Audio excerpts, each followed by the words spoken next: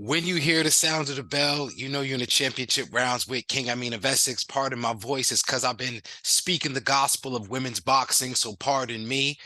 I'm here today with a very special guest.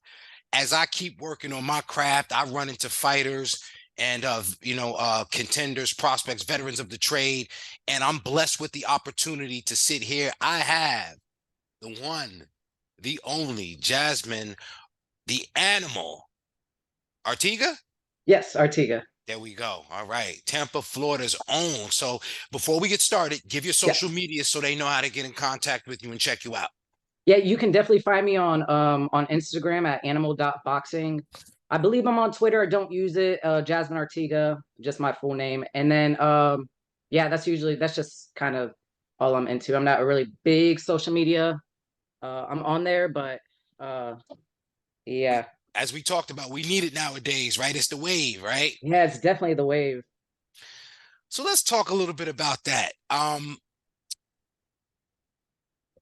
Obviously, you're an athlete. We know you got into boxing, or those that don't know, you got into boxing, what some would consider late in life at 21. But what other sports? I don't want to stereotype you. What other Of sports were course. you into before boxing? Well, I started as a young girl. I was into dance, ballet, tap, jazz. I did that for a few years. And then high school, my first sport I picked up was tennis, and I actually was into the USTA circuit. So every weekend, me and Dad would go out to all the events, and I was doing pretty good in that. Played that all through high school. Was top seed at my school, and then I got into other sports a little later. So I picked up basketball in high school my junior year. Never knew anything about basketball, but I was fast and could steal the ball. So I just wanted to stay active in sports. So I did that and then I played flag football. They came out with flag football my junior year of high school. That was the first year for women in flag football. Um, I played that, which I love football. So I was so excited when that came out. Was quarterback, played safety. And then from high school flag football. I actually went on to play for the Tampa Breeze, the LFL team that was on MTV. So it was considered a professional football league. It was Wow. tackle arena football. I did that for out of high school 18. At 18, I was the youngest to make it in the league. I actually made it at 17. Went through the process of tryouts at 17. It was like a 3-month training camp. Over like 300 girls showed up and 20 made the roster. 14 started and I made the top 14. That was definitely fun. But I did that for a few years, and then after that kind of like sizzled out, that's when I picked up boxing. But I did grow up around boxing. Dad was a boxer. He boxed out California, Vegas, Tampa. It was his dream, and he came back to Tampa from being out on the West Coast and started his family. And it was never pushed on me as a kid. Me and my siblings threw gloves on when we were young, but like it was never talked about of competing or I'd hit the heavy bag, so I knew how to hit a heavy bag. And but other than that, yeah, it was my decision to start fighting at 21. So which sport, or was it because you were just an outright animal for every fucking sport? Pardon my French. No, you're good. Um, where'd you pick up the nickname? The nickname actually came in like the gyms and in the little amateur. I wasn't in the amateurs long. I had 10 amateur fights, but I knocked out all the opponents they stopped every opponent in the amateurs and it just kind of came in the gym. So everybody would like say, "Oh, she's an animal, this, that, and the other." And I was like, that's a cool name. It goes with my last name and it fits the part, you know? Now, I got two stereotypes I want to address. Okay. One is the Cuban style. There's like everyone, that they feel like anytime you have a Cuban lineage, Cuban heritage, you have to be a slick boxer. I think you've kind of broke that, myth, if you will, or that perception. But is Right. that something when you started that you bought into, like, yo, I'm Cuban, so I gotta have that style or that fluidity? I actually wouldn't even say so because I was born in Tampa, so I 100% Cuban roots. Mom was born and raised in Cuba. Dad, when you think of Tampa, native Tampa, like my family, they were here when Ybor brought the people from Cuba over to Tampa for cigar rolling. But it was never really in my brain to be a Cuban style fighter. Hmm. I do have the genetics with because the Cuban style, we're fluid, we have rhythm, we could box. Southpaw is another stereotype for the Cuban Hmm. fighter. I'm just naturally that. I was not converted. I'd actually like to say I have an equal amount of power in both hands. I can use both hands as fluid. So it was never something that like I was like I want to be a Cuban style boxer. Sure, It kind of I guess it's in there somewhere. You know what I mean? sure. In the DNA, so to Yeah, speak. it's in the DNA. Now, the other thing is Florida athletes and speed. Why are Florida athletes so prone to being speedy and quick in that regard? Did have you heard that? Are you familiar with that mythology, or you've never heard that before? No, I do know there's. I mean, we have a great athletic program in Florida. Between like the football, there's a lot of football that comes out of Florida and Absolutely. baseball, but I just think there's just a lot of competition out here for sports. We have the good weather, so we're outside playing as kids. I don't know about nowadays. The kids aren't as active outside, but yeah, the kids out. When I was young, kids were outside playing sports. Now you talked about your amateur background. You put it down in the amateurs, even though what some would consider late. And you turned pro, I think, at a time when right when you might have been ready to pick off. Did COVID have an impact on your career? Did it slow you down any? No, I have a ring in my backyard. Oh, wow.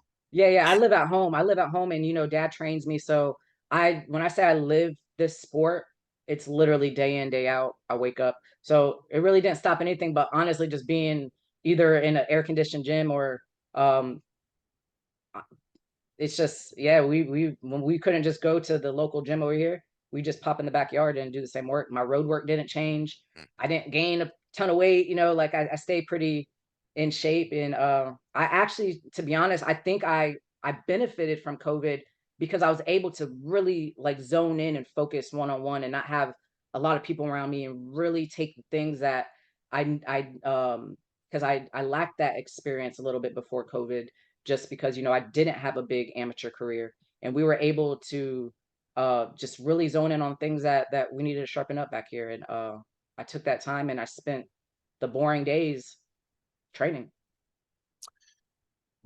women's boxing specifically, kind of it's been evolving. The incubation, I would say 2016, Shields versus Dezurn, Huge, huge, right? huge fight.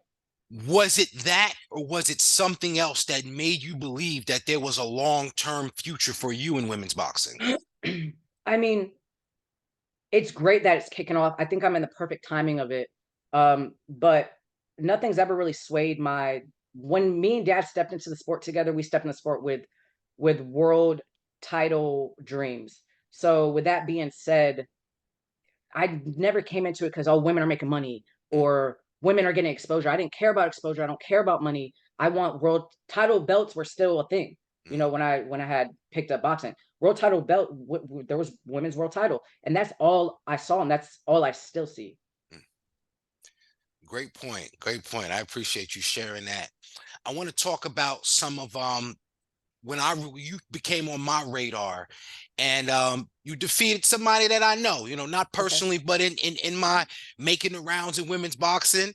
You got a good win. It was a TKO win over was it Randy Lynn Oh, Morales? Morales, yes. Yeah. Was that at up to that point, was that probably the biggest name or the biggest fight like nationally that you had? It was a good stepping stone. It was a great win. Randy actually, she started talking on. She wasn't on my radar at all. She wasn't even anybody I was looking to fight, but she went on my Facebook or found me on Instagram, had commented and just kept on and on about how she was gonna take my glory. I don't know. So I'm a big advocate for bullies, and I was bullied as in my middle school years because I was a little skinny thing, and there's things I struggled with, but I'm not a big fan of the talking. So when I have to put my foot down and take care of business, I had just signed with Peter Khan, and I said, "Let's stay active. Let's get her in there." So I never back down from a challenge. So It was a great defeat. It was a beautiful victory. And it's all fun. It's all fun. So I don't take it to heart. I don't get emotional in the sport, but if you're gonna call me out, I'm gonna deliver. Now, let's talk about that because I feel like now's the time. The way women's boxing is at 11-0, um, I would consider you a contender. But what do you consider yourself, a Oh, contender I'm a or contender. I'm a okay? top contender. Absolutely, My phone isn't ringing off the hook for these girls to want to fight me, and that says a lot. But it hasn't been easy to get these fights. I have been scheduled to fight a few times, and we go through these training camps, and um, they just don't want to sign the contract. But the great thing about that is I am a very, very patient person. I'm not in a rush. I have a lot of time. I'm 31 years old. I am prime, and I am learning a lot, and I'm getting stronger, smarter, and I'm just, like I'm enjoying my journey. So there's no there's no rush for me in this. sure. So you said something important, and I'm glad I did my homework. Titles, still about titles. So I did my homework and I went through the Okay. division and I looked and I found all the champions and title holders and things of that nature. And I'm feeling like we can just do just, you know, what the WBO, like for no, excuse me, the IBO, they got a vacant title. Do we know what the IBO is doing? Are they just, sitting around? I have no idea. I know we've been trying to get the WBA. We've offered girls for the vacant WBA title. Mhm. Nobody wants to take that shot. I don't understand. I mean, I understand why, but if you're going to consider yourself a contender and you want to level up in the sport, you have to fight. You I know. agree. But at the end of the day, when I do get these titles under my belt, good luck taking them. Good luck taking them. And so I'm going to double down on it and say it by 11-0. I'm seeing fighters in here 5-0. The WBO champ out of Japan. She hasn't fought anybody outside of Japan. So to me, I liken that on the men's side. The cruiserweight titles have always been held hostage in Europe somewhere, in Germany, the Felix Strums and Yeah. so on. Um, that's what's happening with that belt. You got one in Argentina, the WBA, the WBC. We got these titles all over the place, and I like that we both have this opportunity because someone could easily just believe that you're calling for these because it's your duty as a fighter. But as a fan, as an advocate, as a proponent for the sport, we need to see these fights happen. There's no reason why a top level contender at 11-0 should not be in a title bout when we have fighters that have been fighting, in lesser visibility against lesser opposition, and they're holding belts hostage. So, They want the fighters with the less, I get I mean it is what it is, but like I said, it's all a game of patience. no, absolutely. Patience of We'll Job. Hey, we'll get it. So I'm not really too worried about it. So when it happens, it happens. So let's talk about it too. Some other things that I noticed because you've been keeping yourself busy in a number of ways. There's certain things you do in the community, but just keep it boxing for a second. I saw you, and I call this one iron sharpening iron. You was getting some work with another often avoided contender, featherweight contender, Tiara Brown. Oh, Um, Tiara Brown is the truth. She is definitely the truth. And they're avoiding her. You have these promoters that they're holding on to their girls. So it's really hard to make that happen when they're being protected. But yeah, Tiara is great sparring. Another one out of Florida. And I think this is gonna be a really big year for both of us. and I didn't even realize that Florida, and I just talked Yeah, about she's something in the water in yeah, Florida. something about the water. There's some, like I said on that post, there's some sharks in the water. So Now let's talk about your community service and things that you do, keeping busy, giving back. You talked about advocating against bullies, and there's some things that you do specifically. You want to tell people about that? oh yes, of course. I run a really great kids boxing program. I'm not really too concerned about if the kid can be a fighter or not. I'm not looking to build world champions. I'm looking to get these young kids that they struggle with being bullied or being on video games or self-confidence, and I just want to get them out there, social, socially connected with the other kids and just build their confidence because this generation of kids and youth, it's like I feel like there's a lack of attention being paid to them due to maybe the parenting. I don't know. It's just the world is a crazy place right now, and I just want to be a safe space for these kids, and I want to make sure I give back what boxing gave to me. So it's my duty as somebody that has a big platform to help the next up and coming youth, you know. So yeah, I'm really big on that. I always will be, and I want to show them also you don't have to reach and do these crazy things to gain attention. You know what I mean? Like we've come into the social media world where people will do the most outrageous things just to get a like or a comment, you know, and it's just really like we have to really work on ourselves and just do the right thing in life. And I want to use my platform to really show people like listen, like you can be a great person and make it and succeed, you know. No, absolutely. And not just, your personal message. I think boxing in of itself with the discipline and Oh, you know it's the huge. self-respect, there's so many keys within that alone, in addition to, like I said, your personal message and being able to relate to a lot of the kids and um so I love that you are active in your community and doing things like that. Certainly a family person. Now this part right here, I call this one pad work. So, Okay. I'm going to hold up my virtual mitts. I'm just going to Okay. give you some questions. All You right. give me the answers. First thing that comes to your mind. I ain't trying to trick you, but just, let me know what you think. We'll see how quick you get Let's to it. go. All right. All right. All right. Training with or without music. Um, either or. Oh, Either or. I like music, but my music is a little different. I'm not into that like I like Swift like 80s like Motown kind of like I like good feeling music, like everything. I do everything with positive. So my music's got to be positive. I was going to ask you that favorite like genre of music. Earth, Wind and throw some Earth, Wind and Fire and you have the best version of me in the gym. All right. All right. True devotion. Yes, yes.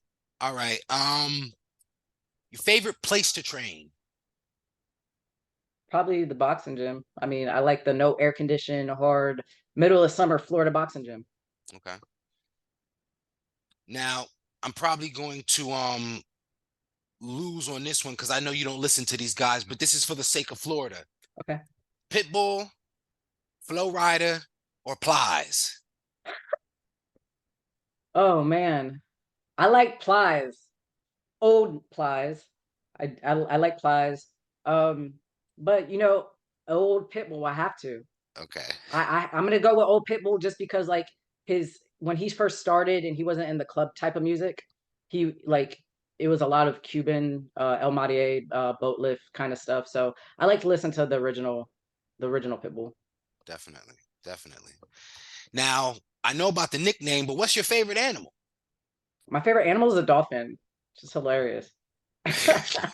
Like, I mean, I actually had somebody laugh at me because I was like, I'm gonna put a dolphin logo.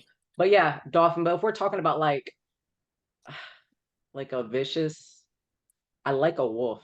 I like wolves. I like wolves. They run alone. They're they're just I like wolves. Yeah, I could see that a little more for you. No disrespect to dolphins, No, even no, though no, we no got the disrespect to the dolphins in dolphin. Them dolphins Miami. are smart. They Yeah, use their very much brains. so. And the sharks don't mess with the dolphins, so can't sleep on the dolphins. Can't sleep on the dolphins. No. All right, all right. Now, what's your favorite cheat day meal? I cheat every day. I I eat saw you everything. drinking a soda too.